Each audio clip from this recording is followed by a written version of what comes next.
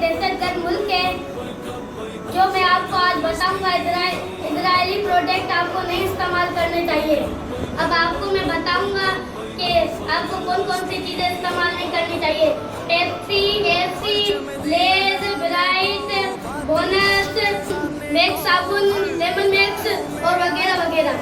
अब आप सब घर जाके बोलेंगे पेप्सी नहीं पीनी, लेज नहीं खानी, ब्राइट सरफ नहीं खरीदना, बोनस सरफ नहीं खरीदना, मैक्स साबुन नहीं खरीदना, केएफसी पर नहीं जाना और कोका कोला नहीं पीना। प्यारे बच्चों, आप इन प्रोडक्ट खरीदोगे?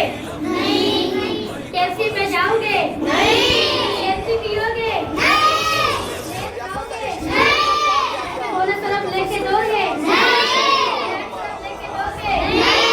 बोतल लेके दोगे? नहीं। लेमन मिक्स साबुन लोगे? नहीं। हमारी गलबा एक शौक शहादत हमें है, दिल पे आने का जज्बा हमारे। अब घर जाके घर वालों को समझाना है कि ये चीजें इस्तेमाल नहीं करें। बताओ, बोलोगे? साढ़े वास्ते दुआवां मंगी रखो, इंशाअल्लाह तुहानू एक जुम्मा सी बैतुल मुकद्दस रिव्यू पढ़ावांगे।